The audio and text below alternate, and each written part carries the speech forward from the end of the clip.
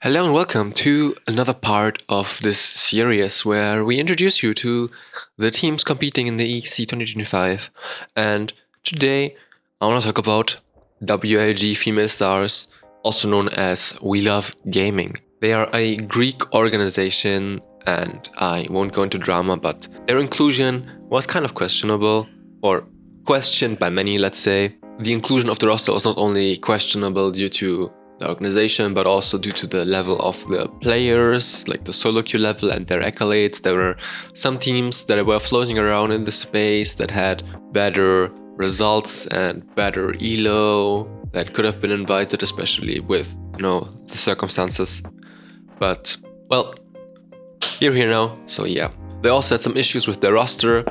Initially, Qyomi was assigned as AD carry, but due to some health reasons, she stepped down from the position and is now doing some management stuff for the team.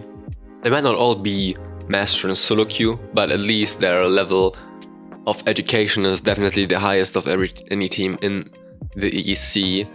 They have some masters, some PhDs, some crazy shit. So yeah, maybe they won't be mechanically the best, but their brains, holy fuck, they are working. With that being said, let's get into the player introduction and start off with the top lane, where we got GertrudeThePony, who's been dialing in the NLC for some time, also played a little bit with Charlotte, their support in there. She also played on some female rosters, but did not show any results in either the NLC or the female scene. She got a very adaptive playstyle, but she's mostly proficient on tanks on the weak sides, on the front lines. But she cannot be underestimated on the carry players. And from what my sources say, she's a lot better than people give her credit for. So with the identity of the team, I think she's a good match. She can be a solid foundation for the team on the weak side. But I think if you give her the right matchup, if you give her the right resources, she can also carry the team on her own. Some teams to watch out for are Gnar, Smolder and Yorick. So not the usual weak side champion pool that you would expect. It's gonna be interesting to see, especially in Group A, with the teams there having pretty strong top laners, how she's gonna fare against them. In the jungle we have Vasi, who mostly played for some random reject teams over her time in the female scene. Never had any great results there either. She was awarded the Tempo Criminale de Café Cuties Cup 2 because she did some very illegal things there. She's a good carry jungler, but also decent on setup. She will probably shot call for the team together with Charlotte and has good communication. Like, that's something she improved on a lot. What she also improved on a lot is that she was very flippy, but it looked like that she gotten it under control a bit, because that was kind of a liability from her that, yeah, sometimes she just sort of lost you games. It looked like she got better at it, so gonna give her the benefit of the doubt. She also was the #1 most wanted jungler in the offseason, like for the mid to low tier teams.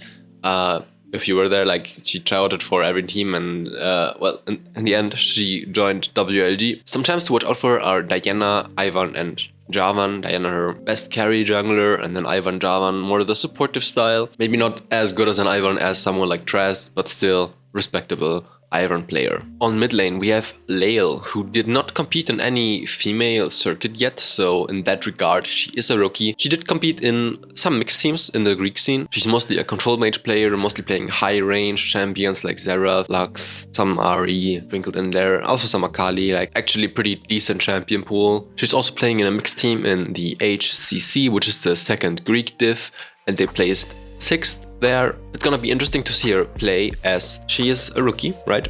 So we haven't seen her play really. Her playstyle can work, but it also, against some of the better mid-jungle duos, it's gonna be super hard to play up with that playstyle, because she's gonna get abused if she's picking those high-range, immobile champions. Some champs to watch out for her are Ahri, Xerath and Lux, as I said before. Very control mage heavy, very lane dominant picks, and I think if you get her a good Xerath spot, she can definitely carry the game, but as I said, can also be a liability if you pick Xerath and just get perma-ganked.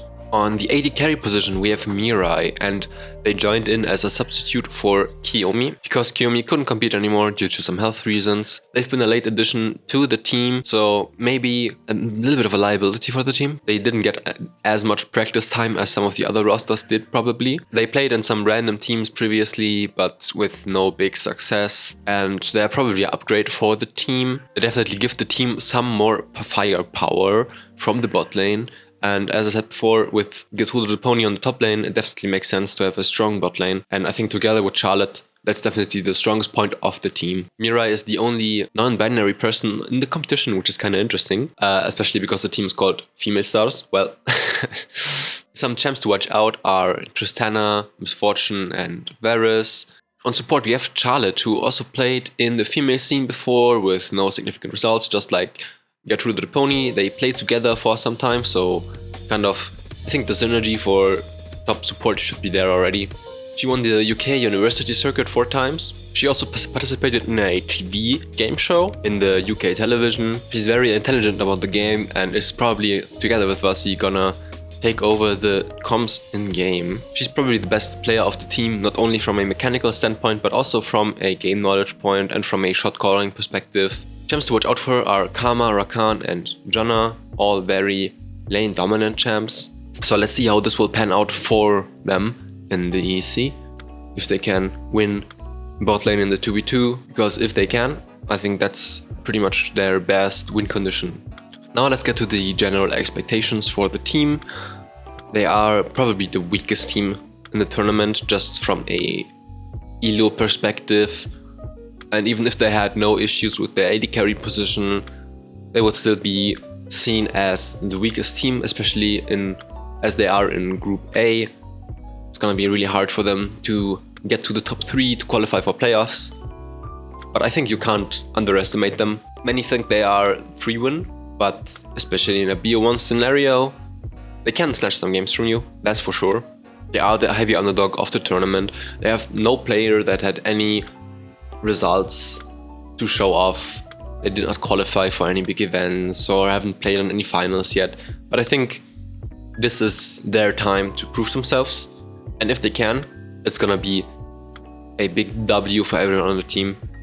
I think the player to watch for this team is Charlotte, as she is the smartest player of the team, and just in general, their identity should very much be secure mid lane and win bot lane.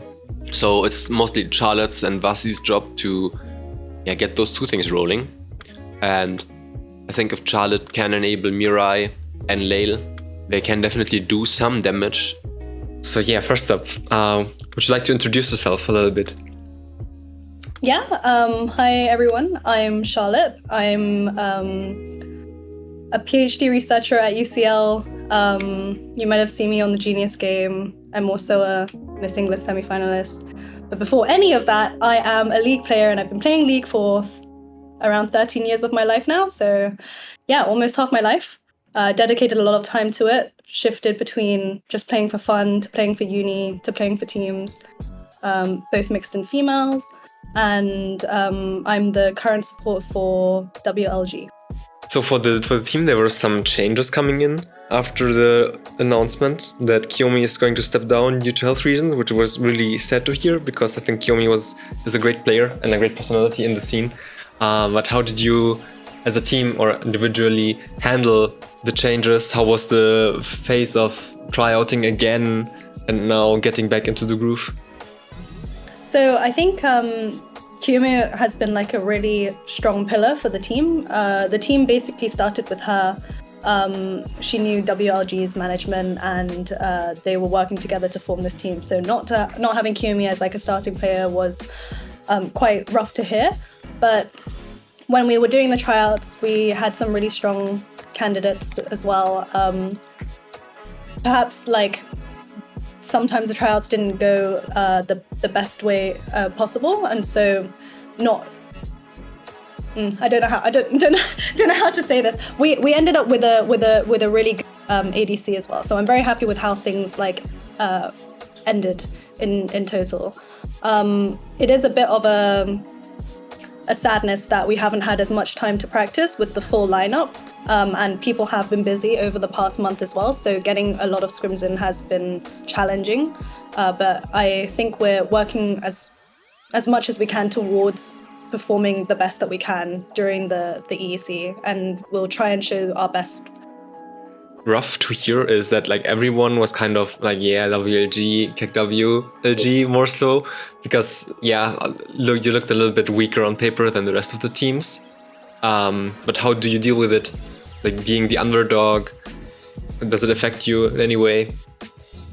I totally understand, and I completely get everyone's like perception of us as a team, and that's completely fine. I would actually also rather go into a tournament being an underdog than having the most expectations on the line, because it's easier to upset than to be upset, if that makes sense.